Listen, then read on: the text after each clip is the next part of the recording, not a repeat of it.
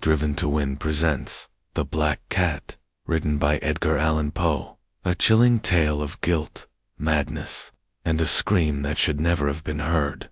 Let's begin. For the most wild yet most homely narrative which I am about to pen, I neither expect nor solicit belief. Mad indeed will I be to expect it, in a case where my very senses reject your own evidence. Yet, mad am I not, and very surely do I not dream.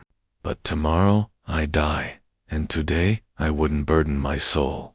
My immediate purpose is to place before the world, plainly, succinctly, and without comment, a series of mere household events.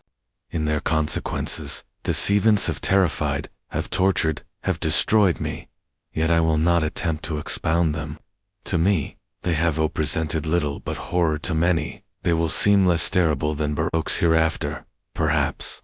Some intellect may be found, which will reduce my phantasm to thecamon plessum, intellect more calm, more logical, and far less excitable than my own, which will perceive, in the circumstances I detail with awe, nothing more than unordinary succession of very natural causes and effects. From my infancy I was noted for the docility and humanity of my disposition. My tenderness of heart was even so conspicuous as to make me the jest of my companions. I was especially fond of animals, and was indulged by my parents with a great variety of pets. With these I spent most of my time, and never was so happy as feeding and caressing them. This peculiarity hereafter grew with my growth, and, in my manhood, it derived from it one of my principal sources of pleasure. Tatos, who have cherished an affection for a faithful and sagacious dog, I need hardly be at the trouble of explaining nature, or the intensity of the gratification thus derivable. There is something in the unselfish and self-sacrificing love of a brute, which goes directly to the heart of him who has had frequent occasion to test the paltry friendship and gossamer fidelity of mere man. I married early, and was happy to find in my wife a disposition not uncongenial with my own. Observing my fertility for domestic pets, she lost no opportunity of procuring those of the most agreeable kind. We had birds, goldfish, a fine dog, rabbits, a small monkey, and a cat. This latter was a remarkably large and beautiful animal, entirely black, and sagacious to an astonishing degree. In speaking of his intelligence, my wife, who at heart was not a little tinctured with superstition, made frequent allusion to the ancient popular notion, which regarded all black cats as witches in disguise. Not that she was ever serious upon this. I mention the matter at all for no better reason than that it happens, just now, to be remembered. Pluto, this was the cat's name, was my favorite pet and playmate. I alone fed him, and he attended me wherever I went about the house. It was even with difficulty that he could prevent him from following me through the streets. Our friendship lasted, in this manner, for several years, during which my general temperament and character, through the instrumentality of the fiend intemperance, had, I blush to confess, it experienced a radical alteration for the worse. I grew, day by day, more moody, more irritable, more regardless of the feelings of others. I suffered myself to use intemperate language to my wife.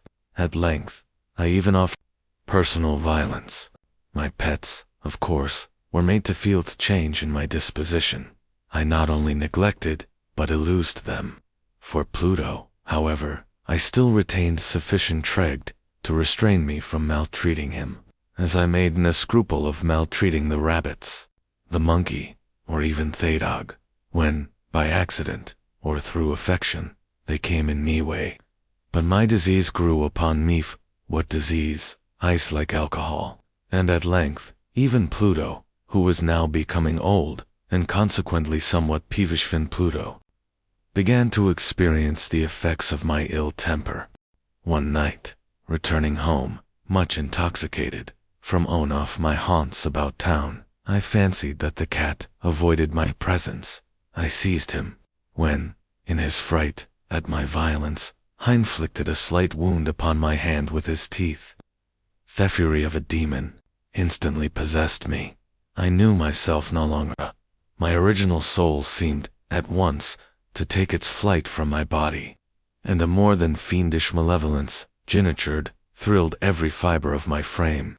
I took from my waistcoat pocket a penknife, opened it, grasped the poor beast by the throat, and deliberately cut one of its eyes' franed socket. I blush, I burn, I shudder, while I penned the damnable atrocity. When reason returned with the morning, when I had slept off the fumes of the night's debauch, experienced a sentiment, half of horror, half of remorse, for the crime of which I had been guilty. But it was, at best, a feeble and equivocal feeling, and the soul remained untouched. I again plunged into excess, and soon drowned in wine all memorief, the deed. In the meantime, the cat slowly recovered. The socket oft lost I presented it. Is true, a frightful appearance. Buth no longer appeared to suffer any pain. He went about the house as usual, but, as might be expected, fled in extremiter at my approach.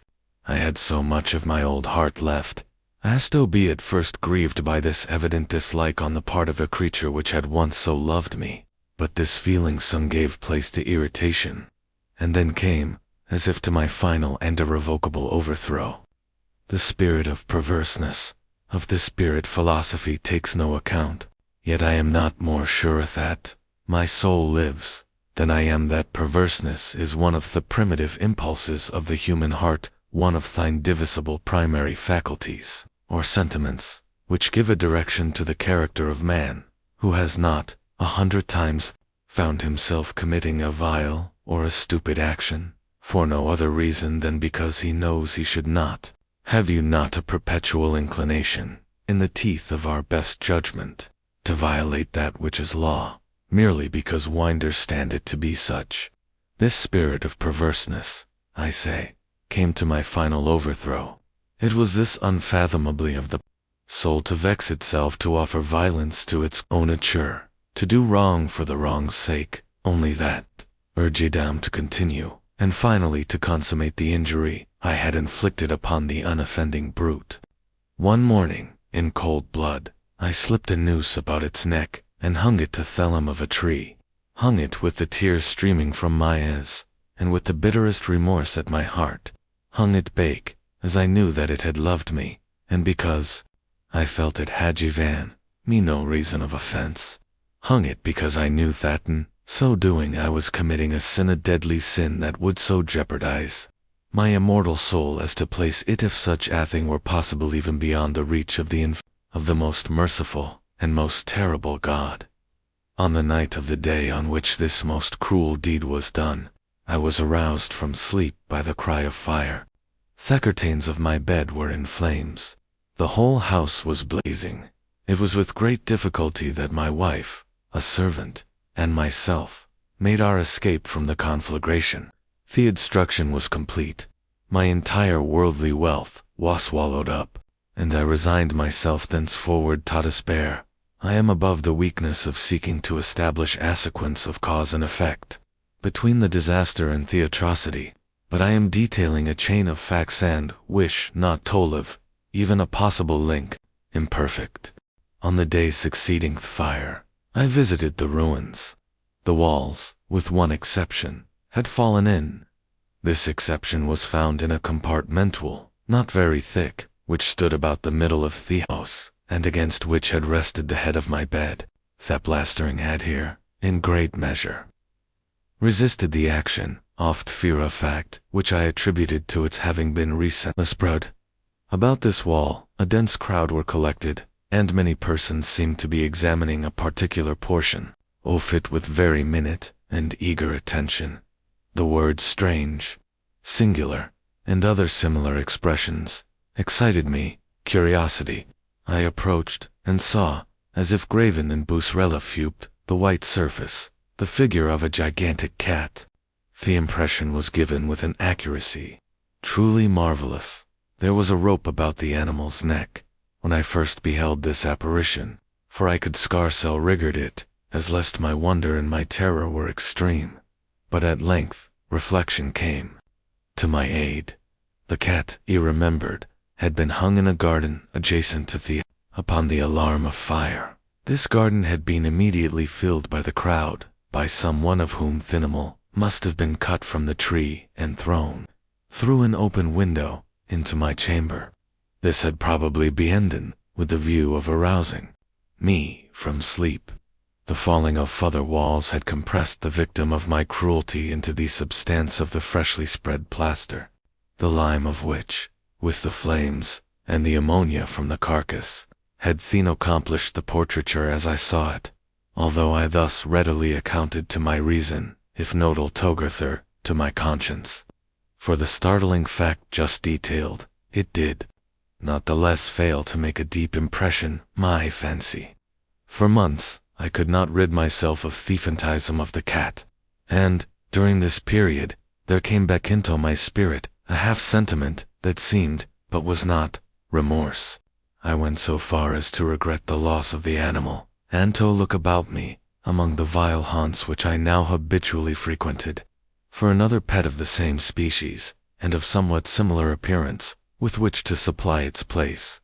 One night as I sat, half stupefied, in a den of more than infamy, my attention was suddenly drawn to some black object, reposing upon the head of one of the immense hogsheads of gin, or of rum, which constituted the chief furniture of the apartment.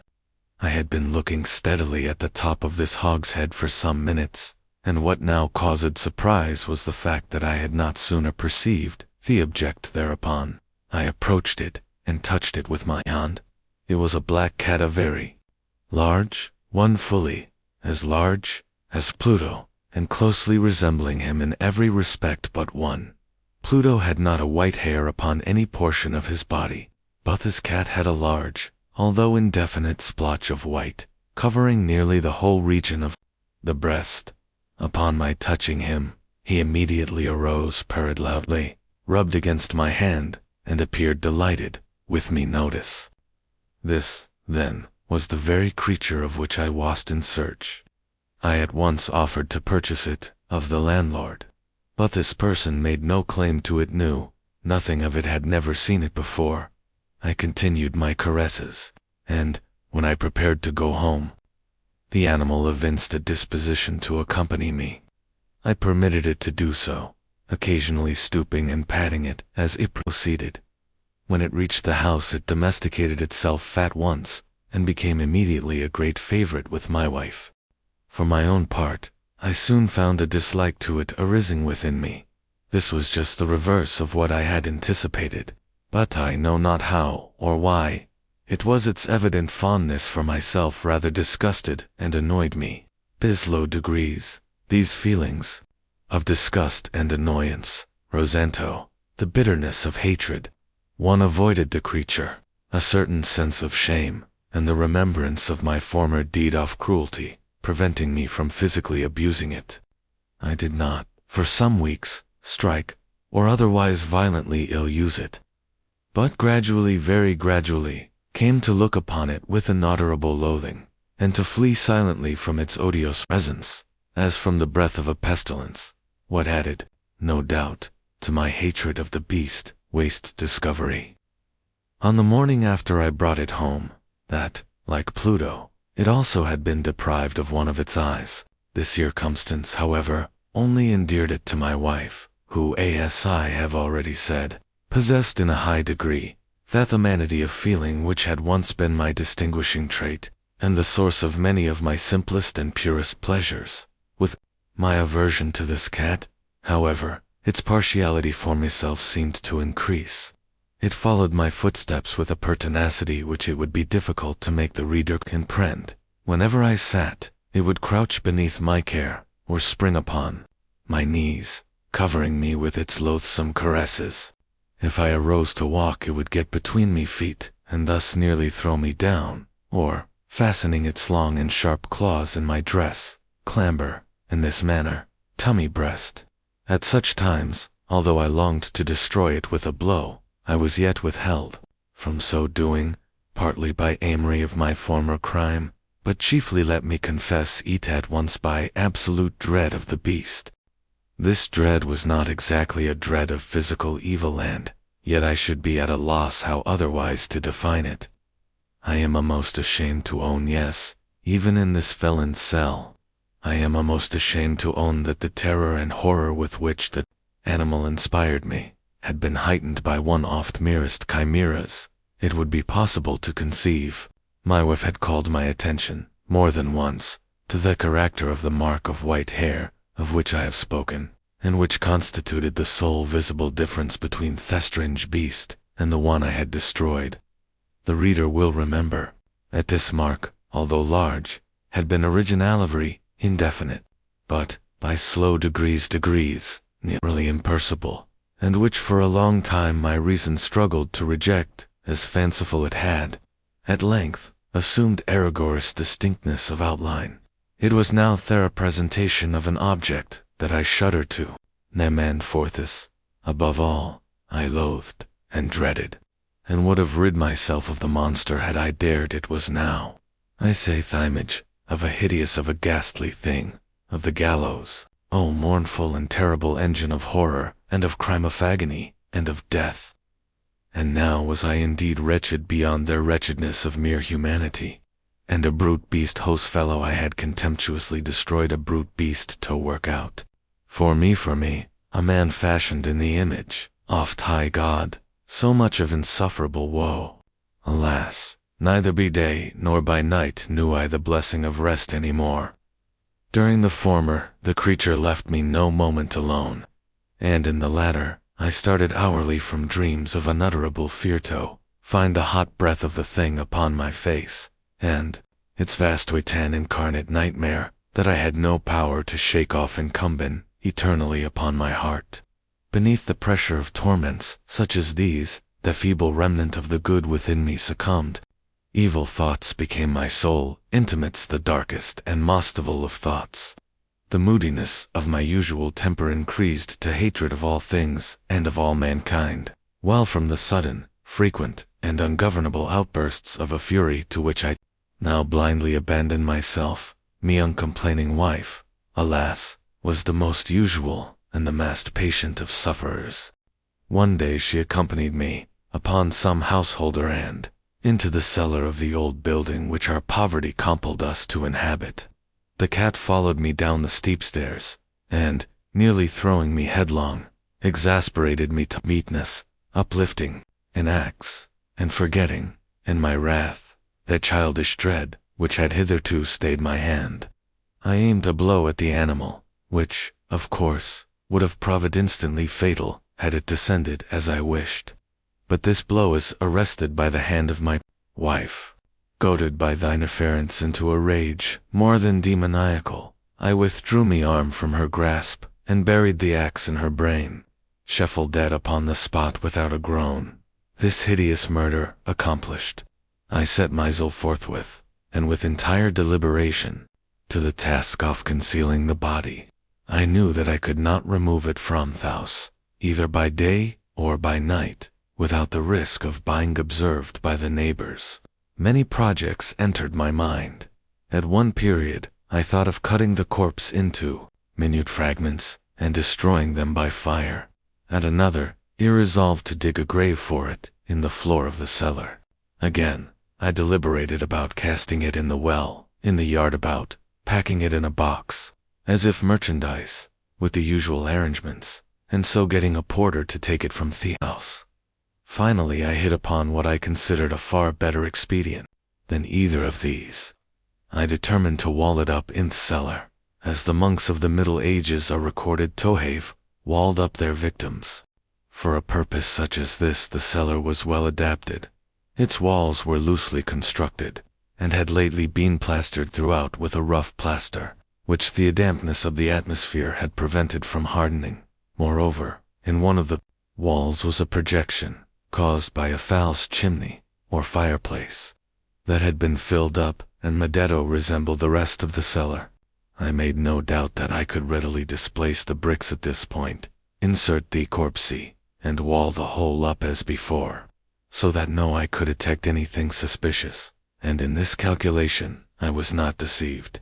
By means of a crowbar I easily dislodged the bricks, and, Having carefully decided the body against the inner wall, I propped it in that position, while with little trouble, I relaid the whole structure as it originally stood, having procured mortar, sand, and hair, with every possible precaution. I prepared a plaster, which could not be distinguished from the old, and with this I very carefully went over the new brickwork. When I had finished, I felt satisfied that all was right. Thewel did not present the slightest appearance of having been disturbed. The rubbish on the floor was picked up with the minutest care. I looked around triumphantly, and said to myself, "Here at least, then, my labor has not been in vain." My next step was to look for the beast which had been the cause of so much wretchedness, for I had, at length, firmly resolved to put it to death.